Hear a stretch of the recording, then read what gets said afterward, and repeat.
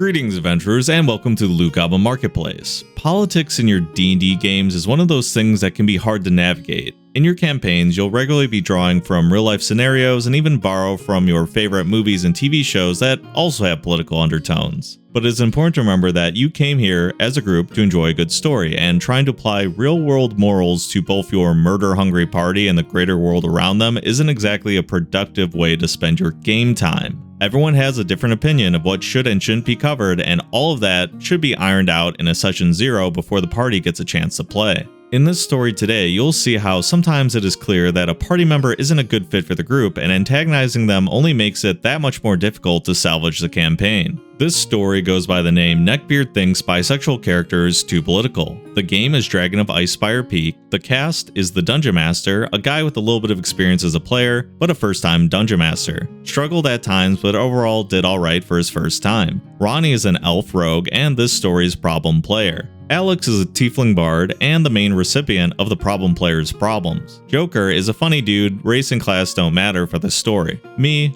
they're the human female sorceress. Our Dungeon Master sets the stage of our first session by having us go into Phandolin's tavern one at a time as a sort of character introduction scene. The first person in the tavern is Ronnie, and he proceeds to find a dark corner to quietly observe everyone else from. I don't like the dark, brooding, loner rogue cliche, but at least Ronnie was role-playing it, so I was optimistic. Still better than a flavorless, I fire my bow, bonus action hide approximation of a character. Next, Alex's tiefling bard enters the tavern with a bit of flourish, sits down at the bar and orders a drink, but before Alex can play, Ronnie has jumped up from their corner and offers to pay for the pretty lady's drink. A bit of a red flag, I guess. Alex hadn't been described as good looking, mind you. It's a trope for high charisma characters, but good looks and charisma don't have to go hand in hand. When Alex's player also didn't mention was the character's gender. Alex's player is female, but actually Alex is a guy, she explained. But thanks for the drink, handsome. I always have been partial to the dark, mysterious type. Ronnie's player was mortified at accidentally flirting with another male character and quickly had him slink back into a shadowy corner. When my character, who I described as rather beautiful and elegantly dressed, sat down next to Alex, he gave a similar flirtatious introduction. Oh wow, look at you. Bards up and down the Sword Coast must sing songs of your beauty. Before I could respond, Ronnie's player had to speak up. Wait, I thought Alex was gay. Why was she hitting on me if he's into chicks? I was a bit taken aback by this response, but I think Alex's player was more used to it and coolly explained that Alex is bisexual. You never know who you're going to encounter, so I wanted to keep the roleplay options as open as possible. Ronnie then said, yeah, whatever, but can we keep real-world politics out of the game? This is supposed to be a light adventure. Yes, apparently being bisexual is not a personal sexual identity, but rather a political stance. For people who saw the video last week, I talked about player romance, and especially like player-to-player romance and how that can quickly devolve. We're like, what, 5 minutes into the campaign, Ronnie's already having issues. He wants to play romance plots, but he's mad when other people don't reciprocate it or just have different takes on how they want to handle it. So as you can see, discussing romance ahead of time is very big. The air was a bit tense, but our fourth player, Joker, came in. I sit down at the bar next to the pretty sorceress lady and the pretty tiefling man, take off my blue math cap, and stow it in my bag as a sign of respect to the tavern keep. If you're confused, he was making a reference to the Democratic politician Andrew Yang. After the introductions, we're off to our first quest, delivering the word of a dangerous dragon in the area to a nearby midwife. She's being harassed by a manticore, we scare it off, and it's pretty basic level 1 stuff. Ronnie tells us to go talk to the midwife while he patrols the edge of the forest in case the manticore comes back. I object that we shouldn't split the party, but Ronnie insists, I'm sure you're more than capable of handling an old woman. Actually, the DM chimes in, Adabra Gwen is relatively young and somewhat attractive if you like that wholesome farmer's daughter thing. At this point, Ronnie suddenly agrees that splitting the party is a bad idea, and he wants to be the one to talk to Adabra, to make sure she doesn't try to cheat us or anything. Yeah, okay, sure. We're just here to deliver a message, I explained, and it should be Alex to take the lead because of her high social status, and the others agreed, and Ronnie went back to his loner patrol. Next, we took on the Gnomengard quest. The gnome settlement is ruled by a pair of married kings, which really got under Ronnie's skin. I thought we agreed on no real-world politics, he said. Look, it's in the module, the DM replied, and gave us their canonical names. Besides, the DM continued, 2 kings married doesn't sound like real-world politics, sounds more like fantasy politics. It's not like it says one of the kings cheated on his previous king with an adult film actress. Someone suggested we get back to the quest because some of the loot sounded cool, and we were able to move on. And unfortunately, because Ronnie hears that direct political reference, he's going to assume that everything is malice, even though he's definitely the one starting a lot of these problems. A bit later, Ronnie opined, I think out of character, but looking back, I'm not certain. I wonder if there could even be gay tieflings. We all responded with silence, which he took as an opportunity to elaborate. Tieflings are the intentional creation of demons to propagate a demonic bloodline. They wouldn't make gay tieflings since that would defeat the entire purpose. I don't think it works like that, the DM said.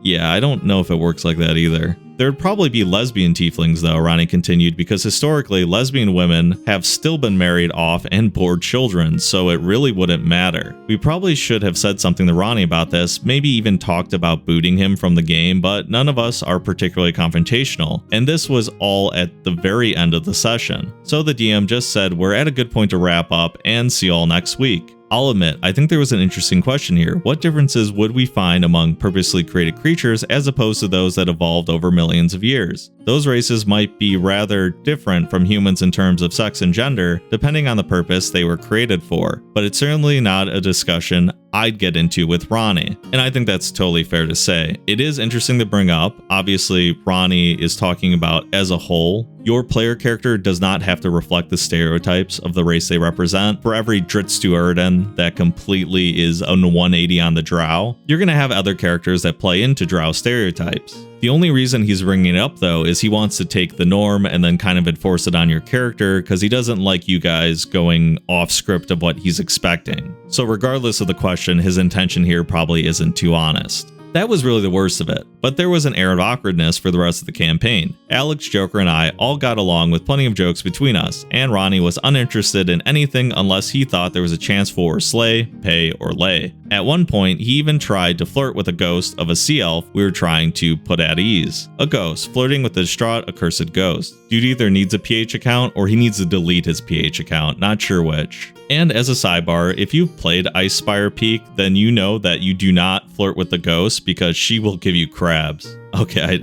I don't remember that. Clearly others saw her as a romance option too though. The campaign eventually came to a conclusion with us defeating the titular dragon of Icespire Peak. We raided its dragon horde and made our way back to Phandalin, returning as conquering heroes. Who's in the tavern when I get back, Ronnie asked. I'm not sure why, the DM responded. Well, it's normal for a hero to get the girl at the end of the story, right? I guess that's a common trope, but Phandalin is a small town, only 100 or so people, so it's kinda slim pickings. Ronnie and his player both sulked, as the other three of us regaled the nearly empty tavern with tales of our conquest. The DM then hit us with an epilogue he homebrewed. 3 days later, as we were recovering from our post-victory hangovers, a half dozen very ornate carriages come into town. The Lord of Neverwinter has heard of our conquest and sent us one of the middling nobles down. Count, it matters not. Along with him came several knights and lords and ladies from the royal court. This got Ronnie's attention real quick. He got himself out of the shadows and rushed up to Count Who Cares, obviously hoping he would make a good impression and woo a noble woman.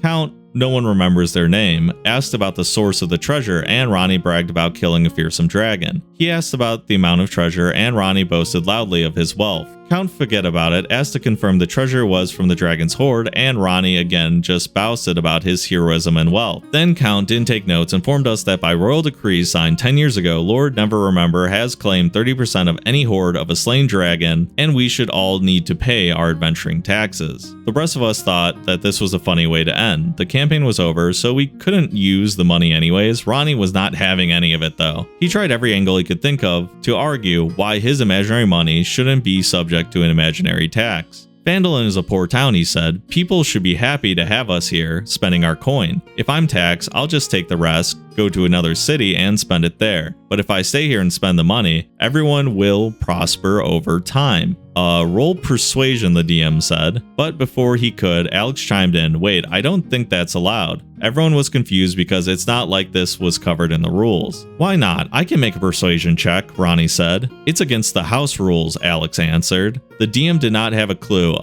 What house rules? This isn't PvP, he's trying to persuade an NPC. This sounds a lot like Reaganomics and Trickle Down, Alex said, and we agreed there'd be no real world politics in the game. What? That's not what but Joker cut off Ronnie mid-rant. Hey DM, can I use my money to set up a sort of fund that pays everyone in Fandolin a small amount at the start of every month? You mean universal basic income, Ronnie asked? That's real world politics too. If I can't argue my way out of taxes, he shouldn't be able to have UBI. Technically, Joker said, UBI really only exists in Andrew Yang's imagination, so it's more fantasy politics than anything real. Yeah, okay, I'll allow it, the DM said. And the taxes, Ronnie asked? I'll have to think about it. It's getting late, and we're past our normal end time. Joker, Alex, and I thanked the DM for running a great campaign. Later, I asked the DM about what was decided on the taxes. I booted Ronnie from the server, then seized his gold and used it to fund Neverwinter's first shelter for LGBT tiefling youth. And yeah, I think it was a pretty funny ending after all, but I feel like Ronnie had a super different expectation of what the game was going to be about. He wanted romance options, but just the straight kind, and he didn't want politics discussed unless it was something he agreed with. If Ronnie discussed with the DM ahead of time that he wanted his character to end up with a wife at the end, I'm sure it would have been added as a random offhand part of the epilogue. But because there wasn't any communication ahead of time, the DM was already kind of done with Ronnie's complaining. Also, for the record, being bisexual as a charisma-based character is kind of objectively the most powerful way you can run them, because it does give you the most options. You could almost argue that it is min-maxing over being political.